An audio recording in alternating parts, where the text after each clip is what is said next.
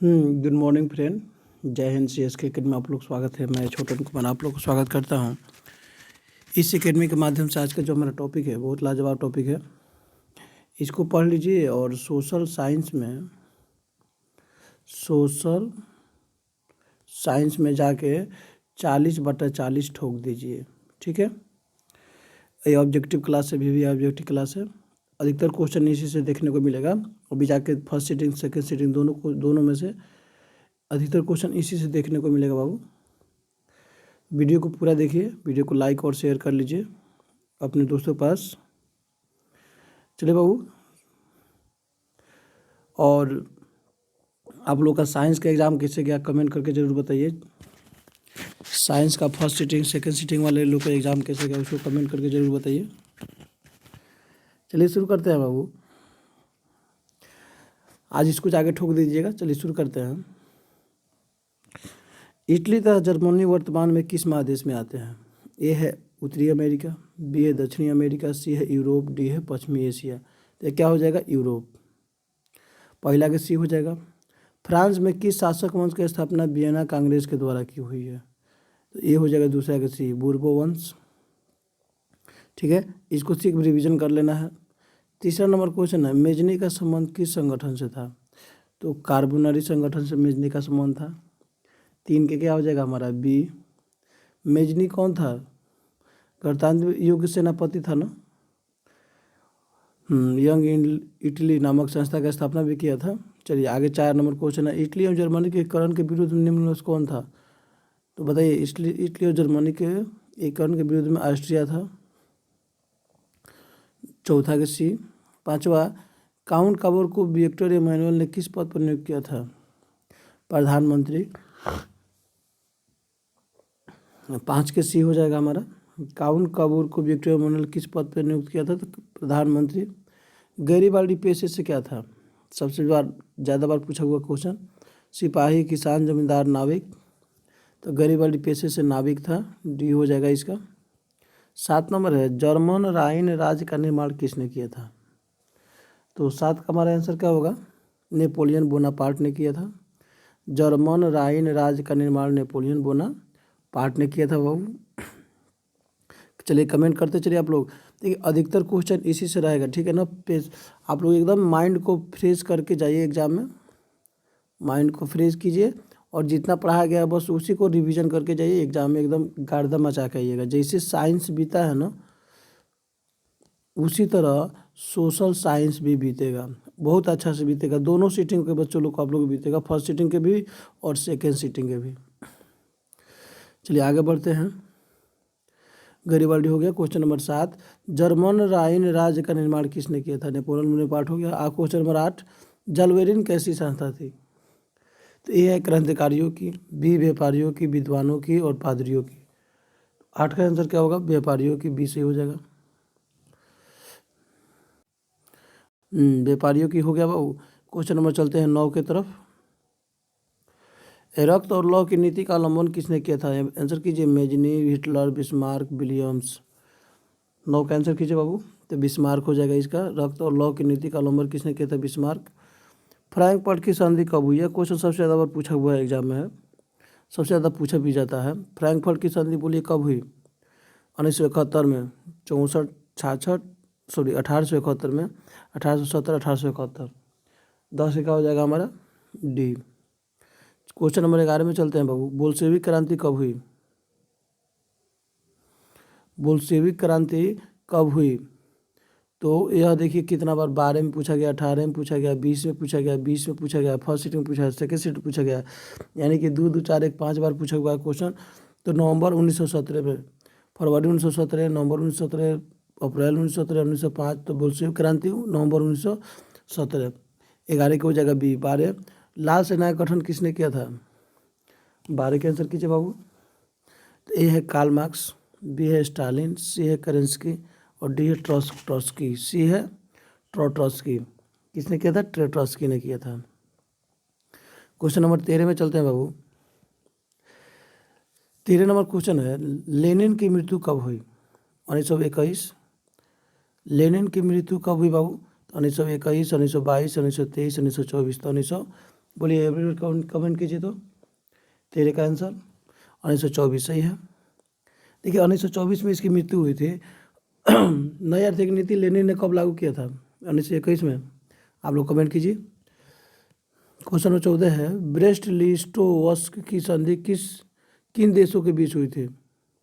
ए है रूस और इटली, बी है रूस और फ्रांस, सी है रूस और इंग्लैंड और डी है रूस और जर्मनी।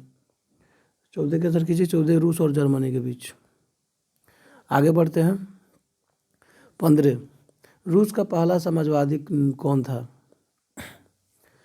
स्टालिन, बी में प्लेखानोव, सी है लेनिन, डी है टोल्स्टॉय। तो 15 का आंसर कीजिए प्लेखानोव। आप क्वेश्चन नंबर 16 में चलते हैं। रासपुतीन कौन था? चलिए जल्दी जल्दी कमेंट करते रहिए आप लोग। चलिए, तो रासपुतीन कौन था? रासपुतीन 16 का हमारा आंसर हो जाएगा, 16 का ए, भ्रष्ट पादरी था एक। क्वेश्चन नंबर आगे चलते हैं। 17 नई आर्थिक नीति कब लागू की गई? जल्दी आंसर कीजिए। देखिए ये क्वेश्चन एग्जाम में हर साल पूछा जाता है। नई आर्थिक नीति कब लागू की गई? 1921 में। क्वेश्चन नंबर 17 18 में चलते हैं। असहयोग आंदोलन के प्रस्ताव कांग्रेस के किस अधिवेशन में पारित हुआ? जल्दी जल्दी कमेंट कीजिए। 18 का तो सितंबर 1920 कलकत्ता अधिवेशन। क्वेश्चन नंबर 19 भारत में खिलाफत आंदोलन कब और किस देश के शासकों के समर्थन में शुरू हुआ था? तुर्की, 1920। तो 19 का हो जाएगा हमारा बी ए। संविधान अवज्ञा आंदोलन कब और किस यात्रा से शुरू हुआ था? दांडी यात्रा, 1930। क्वेश्चन नंबर 21 है, पूर्ण स्वराज की मांग का प्रस्ताव कांग्रेस के किस वार्षिक अधिवेशन में पारित हुआ? तो 21 का आंसर कीजिए आप लोग। लाहौर अधिवेशन, 1929। क्वेश्चन नंबर 22 राष्ट्रीय स्वयंसेवक संघ की स्थापना किसने की? आरएसएस का स्थापना किसने किया था? तो 22 का क्या हो जाएगा? 1925। बी के बी हेडगवार। क्वेश्चन में चलते हैं 23 वल्लभ भाई पटेल को सरदार की उपाधि किस किसान आंदोलन के दौरान दी गई थी? तो ये हो जाएगा बारदोली ए। 24 में चलते हैं। महात्मा गांधी ने किस पत्र का संपादन किया था? Young India, B. 24 के बी यंग इंडिया। 25 किस पत्र ने रातों रात वर्नाक्युलर प्रेस एक्ट से बचने के लिए अपनी भाषा बदल दी थी? 25 का आंसर कीजिए। 25 का हो जाएगा अमृत बाजार पत्रिका। क्वेश्चन नंबर 26 में चलते हैं। 13वीं सदी में किसने ब्लॉक प्रिंटिंग के नमूने यूरोप में पहुंचाया? 26 का हो जाएगा हमारा A, Marco Polo. Question number 27 Gutenberg का जन्म किस देश में हुआ था? 23 का आंसर होगा बी, जर्मनी में, गुटेनबर्ग। क्वेश्चन नंबर गुटेनबर्ग में सर्वप्रथम किस पुस्तक की छपाई की? तो ईसाई बाइबिल। 28 का क्या हो जाएगा हमारा डी। क्वेश्चन नंबर 29 में चलते हैं। क्वेश्चन नंबर 29 इंग्लैंड में मुद्रण कला को पहुंचाने वाला कौन था? इंग्लैंड में। तो 29 का हमारा क्या हो जाएगा दोस्त? कैक्सटन था, बी। किसने कहा था मुद्रण ईश्वर की दी हुई महानतम देन है, सबसे बड़ा तोहफा है? महात्मा गांधी, पैगंबर, मार्टिन लूथर, ईसा मसीह। बोलिए 30 का आंसर कीजिए। 30 का क्या हो जाएगा? Martin Luther. 30 के बी। क्वेश्चन नंबर 1 रूसो कहाँ के दार्शनिक था? 31 से क्या हो जाएगा? ए, फ्रांस के। क्वेश्चन नंबर 32 में चलते हैं। 32 नंबर क्वेश्चन है, निम्नलिखित में से कौन सा राज्य चाय का सबसे बड़ा उत्पादक है? तो चाय का सबसे बड़ा उत्पादक राज्य कौन होगा? 32 के असम हो जाएगा, बी। क्वेश्चन नंबर 33 चावल की खेती मुख्य रूप से होती है किस मृदा में होती है? तो 33 क्या हो जाएगा? जलोढ़ मृदा में। क्वेश्चन नंबर 34 चाय उत्पादन में विश्व में भारत का स्थान कौन सा है? 34 का हो जाएगा हमारा दूसरा, बी। क्वेश्चन नंबर 35 नहीं छूट गया है। 36 में चलते हैं। रबी की फसल पैदा होती है जाड़े में, गर्मी में, वर्षा में, सभी मौसम में। बोलिए 36 का आंसर क्या होगा? 36 के जाड़े में। क्वेश्चन नंबर 27 जूट किस जलवायु का पौधा है? 37 बोलिए जूट किस जलवायु का पौधा है? तो क्या हो जाएगा? उष्ण और आर्द्र जलवायु के, सी। क्वेश्चन नंबर 38 अरबिका किस फसल की उत्तम किस्म है? अरबी का किस फसल की उत्तम किस्म है? 38 क्या हो जाएगा बाबू? कहवा के। चलिए ये हो गया हमारा बी। क्वेश्चन नंबर 39 में चलते हैं। संसार के चावल उत्पादक देशों में भारत का स्थान कौन सा है? चलिए संसार के चावल उत्पादक देशों में भारत का स्थान 39 क्या हो जाएगा? दूसरा बी। 40 है, भारत में कौन सा राज्य सबसे अधिक गेहूं उत्पादन करता है? 40 का आंसर कीजिए आप लोग जल्दी जल्दी। यह उत्तर प्रदेश। अगर प्रति हेक्टेयर उत्पादकता की बात आए तो अब पंजाब 1 नंबर पर है, ठीक है ना। सबसे ज़्यादा उत्पादन उत्तर प्रदेश करता है क्योंकि इसका क्षेत्रफल ज़्यादा है और गेहूं का बुआई भी अच्छा खासा होता है वहाँ पे यूपी में। लेकिन अगर प्रति हेक्टेयर का है तो प्रति हेक्टेयर में आएगा आपका पंजाब। आगे बढ़ते हैं। क्वेश्चन नंबर 41, गेहूं उत्पादन में विश्व में भारत का स्थान कौन सा है? 41 का आंसर कीजिए। ये भी है दूसरा, चावल में भी दूसरा, गेहूं में दूसरा, 1 पर चाइना है। क्वेश्चन नंबर 42, भारत का सबसे बड़ा जूट उत्पादक राज्य कौन सा है? 42, भारत का सबसे बड़ा जूट उत्पादक राज्य कौन सा है? तो पश्चिम बंगाल, ए। क्वेश्चन नंबर 43 में चलते हैं बाबू। राष्ट्रीय जलमार्ग संख्या 01 किस नदी पर और किस स्थानों के बीच है? 43 का आंसर कीजिए सबको। ये है गंगा इलाहाबाद हल्दिया, गंगा नदी पे है, इलाहाबाद हल्दिया के बीच। क्वेश्चन नंबर 44, 43 हो गया। निम्न में कौन से 2 स्थान पूर्वी पश्चिमी गलियारे से जुड़ा है? 44 का आंसर कीजिए। चलिए तो ये हो जाएगा सिलचर और पोरबंदर, डी हो जाएगा इसका। क्वेश्चन में चलते हैं 45 की तरफ। चलिए 45 नंबर क्वेश्चन में चलते हैं दोस्त। निम्न में कौन खंड 2 या अधिक देशों के व्यापार को दर्शाता है? अंतर्राष्ट्रीय व्यापार, स्थानीय, स्थानीय तो होगा नहीं, 2 देशों के व्यापार को दर्शाता है। तो 45 का आंसर क्या हो जाएगा? अंतर्राष्ट्रीय व्यापार, ए। 46 नंबर क्वेश्चन है, स्वतंत्रता प्राप्ति के समय देश में सड़कों की कुल लंबाई लगभग कितनी थी? तो 46 का हमारा आंसर क्या होगा? 3.88 लाख। क्वेश्चन नंबर 47, चलिए 47 है, पक्की सड़कों की लंबाई की दृष्टि से प्रथम स्थान वाला कौन सा राज्य है? महाराष्ट्र। चलिए आगे बढ़ते हैं। क्वेश्चन नंबर 48, निम्नलिखित कौन सड़कों का एक वर्ग नहीं है? तो सड़कों का इसमें से वर्ग कौन नहीं है? 48 क्या हो जाएगा? सीमांत सड़कें। चलिए डी हो जाएगा। क्वेश्चन नंबर चलते हैं 49 की तरफ। ऊंचावत प्रदर्शन के लिए हैस्योर विधि विकास किसने किया था? चलिए गुटेनबर्ग, लेहमान, तो लेहमान हो जाएगा बी। क्वेश्चन नंबर 50, पर्वतीय छायांकन विधि में भू आकृतियों पर किस देश से प्रकाश पड़ने की कल्पना की जाती है? तो 50 का आंसर क्या होगा? एवरी कमेंट कीजिए। उत्तर पश्चिम, सी इसका आंसर हो जाएगा। क्वेश्चन नंबर 51, छोटी महीन एवं खंडित रेखाओं को ढाल की दिशा में खींचकर ऊंचावत प्रदर्शन की विधि को क्या कहा जाता है? ढाल की दिशा में खींचकर ऊंचावत प्रदर्शन करने विधि को क्या कहा जाता है? 51 क्या हो जाएगा? हैस्योर विधि, सी।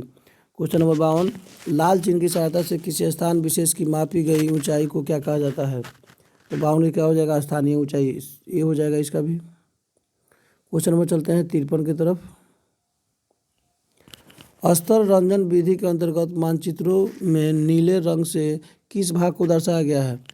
नीला। तो 53 का आंसर क्या होगा? नीले जल को दर्शाया गया है।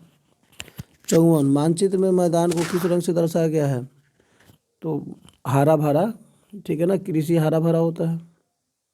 चलिए क्वेश्चन नंबर 55 में चलते हैं बाबू। मानचित्र में सफ़ेद रंग को किस आकृति को दर्शाया गया है? सफ़ेद रंग से किसको दर्शाया गया है? तो हिमाचल शिखर को। क्वेश्चन नंबर 56 है, मानचित्र में नीले रंग द्वारा किस भाग को दर्शाया गया? नीला। चलिए 56 क्या हो जाएगा हमारा? नीला। अभी तो इसको बताया गया है ना, देखिए तो यहाँ पे नीले रंग को जल होता है। क्वेश्चन नंबर रिपीट हो गया है, कोई दिक्कत नहीं है, जल हो गया है यहाँ पे, डी। क्वेश्चन नंबर 57,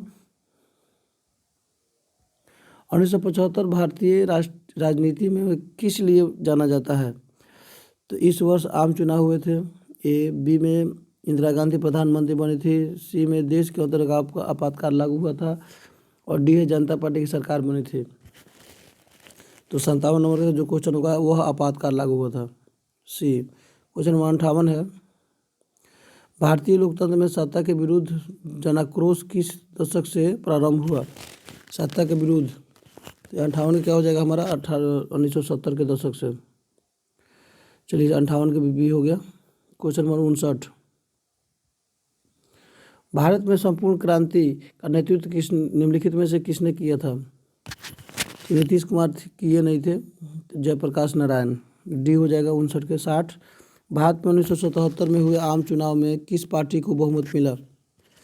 जनता पार्टी को। बी हो जाएगा 60 के। 60 का हो जाएगा बाबू, खूब ध्यान से देखिएगा, बी कमेंट करते रहिए, बहुत अच्छा है। चलिए गुड। क्वेश्चन नंबर 61, चिपको आंदोलन निम्नलिखित में से किससे संबंधित है? पेड़ के काटने के विरुद्ध से। ये सही हो जाएगा। 61 के। 62, दलित पैंथर के कार्यक्रम में निम्नलिखित में से कौन संबंधित नहीं है? तो 62 का हमारा ये होगा जाति प्रथा का उन्मूलन। क्वेश्चन नंबर 63 में चलते हैं, लोकतंत्र की सफलता निर्भर करती है नागरिकों की उदासीनता पर, नागरिकों की गैर कानूनी कार्रवाई पर, नागरिकों की विवेकपूर्ण सहकारिता पर, नागरिकों द्वारा अपनी जाति के हित की रक्षा के लिए नागरिकों की विवेकपूर्ण सहकारिता पर, सहभागिता पर। तो यह जो 63 का क्या हो जाएगा हमारा? नागरिकों की विवेकपूर्ण सहभागिता पर, सी।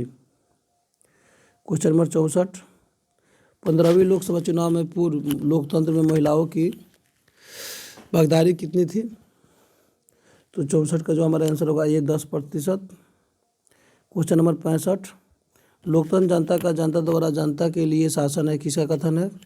अब्राहम लिंकन का। देखो कितना बार पूछा गया है, 1 बार, 2 बार, 3 बार, 4 बार, 5 बार, 6 बार, 6 बार पूछा हुआ क्वेश्चन है ससुराई। चलिए आगे बढ़ते हैं।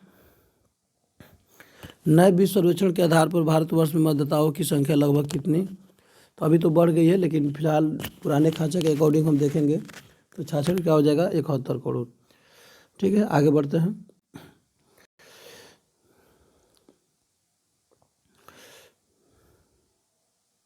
क्वेश्चन नंबर 67, क्षेत्रवाद की भावना का एक कुपरिमाण क्या है? कुपरिमाण क्या है क्षेत्रवाद की भावना का?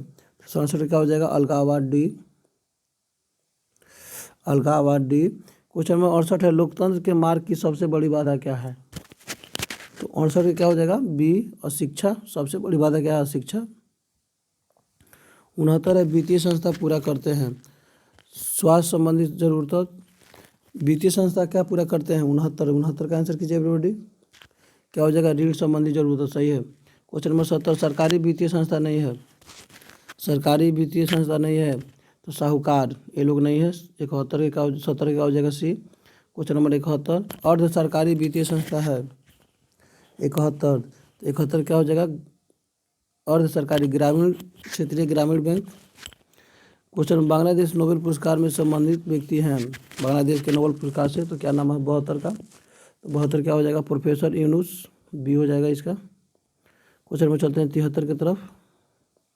वित्तीय संस्था के प्रकार होते हैं, तो 73 का हमारा जो आंसर होगा हाँ 2, एक सरकारी एक गैर सरकारी। क्वेश्चन 74, देश की संगठित बैंकिंग प्रणाली के प्रकार हैं। 74 क्या हो जाएगा? सी, 2। 75, भारत में एक संगठित पूंजी बाजार है, तो 75 क्या हो जाएगा हमारा? सी, मुंबई। क्वेश्चन में चलते हैं 76 की तरफ। राज्य स्तरीय गैर संस्थागत वित्तीय संस्था है, तो 76 क्या होगा हमारा? 76 के व्यापारी, सी हो जाएगा।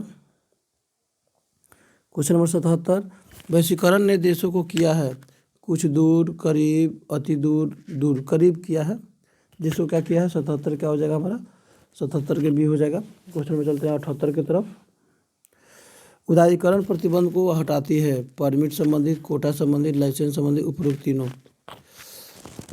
तो चलिए यह 78 का जो हमारा आंसर होगा सभी हटाती है।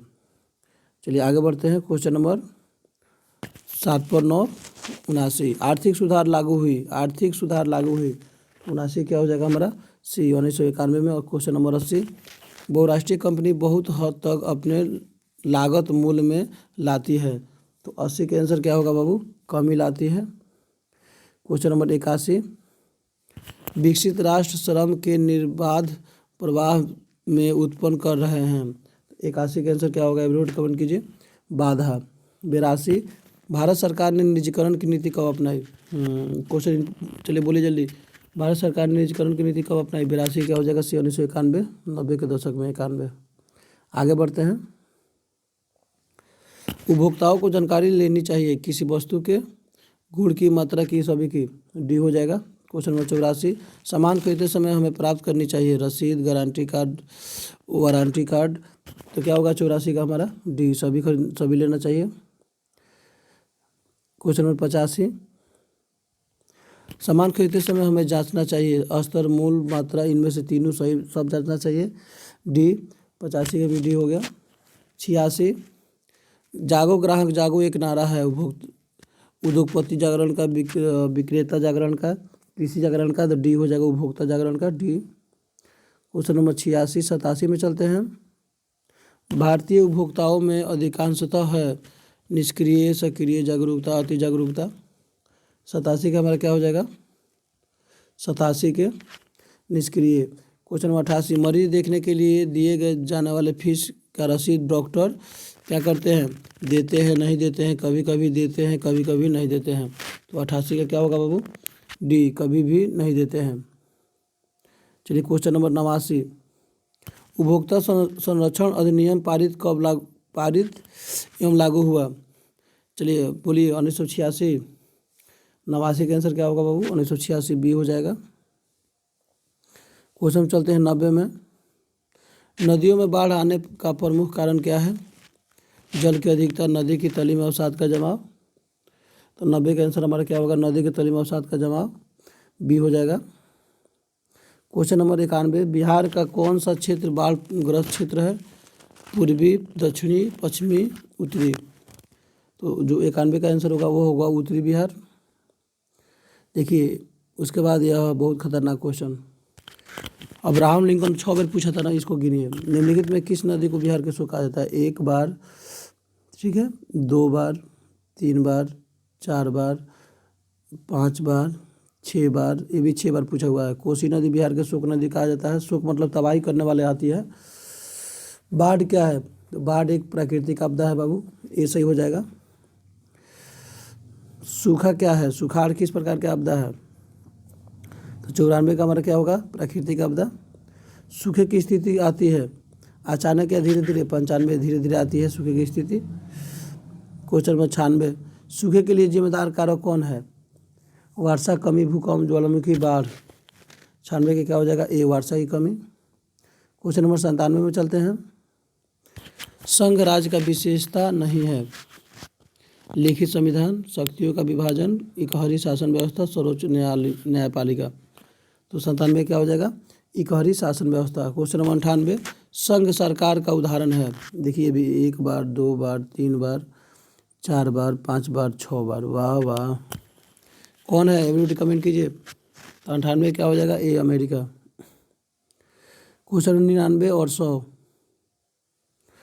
भारत में संघ राज्यों के बीच अधिकारों के विभाजन कितनी सूची में हुई है, कितनी सूची में है, तो यहाँ देखिए संघीय सूची की, राज्य सूची की, संघीय सूची, राज्य सूची, समवर्ती सूची, तो इसका सी आंसर हो जाएगा 99 के सी। 100 में चलते हैं, सत्ता में सरदारी सही है, तो चलिए इसका आंसर बताइए, सत्ता में सरदारी सही है क्योंकि, तो 100 का क्या हो जाएगा, क्योंकि विभिन्न समुदायों के बीच टकराव कम रहती है, चलिए डी सही हो जाएगा। 2 और क्वेश्चन है देख लीजिए, 2 जो क्वेश्चन है, संघवाद लोकतंत्र के लिए अनुकूल है क्योंकि, तो 101 का क्या हो जाएगा हमारा, क्योंकि डी, इसका बी आंसर सही हो जाएगा। संघवाद इस बात की व्यवस्था करता है कि उस शासन व्यवस्था के अंतर्गत रहने वाले लोगों में आपसी सौहार्द विश्वास रहेगा, इस बात का भय नहीं रहेगा कि एक ही भाषा, संस्कृत और धर्म दूसरे पर लाद दिए गए हैं। लास्ट क्वेश्चन है, सत्ता में भागीदारी का स्वरूप प्रणाली कहाँ विकसित की गई, 102 का हमारा हो जाएगा, बेल्जियम में सी हो जाएगा इसका। उम्मीद करते हैं आपको वीडियो अच्छा लगा होगा। चलिए इसको 1-2 बार रिवीजन करके जाइए, एग्जाम में एकदम ठोक के आइए। चलिए बाय बाबू, फिर मिलते हैं। देखिए अभी आप लोग को जैसे फर्स्ट सीट के एग्ज़ाम के निकलिएगा उसका आंसर शीट डाल दिया जाएगा, साइंस के, मैथ के, सोशल साइंस के सब वीडियो डाल दिया जाएगा। बाय।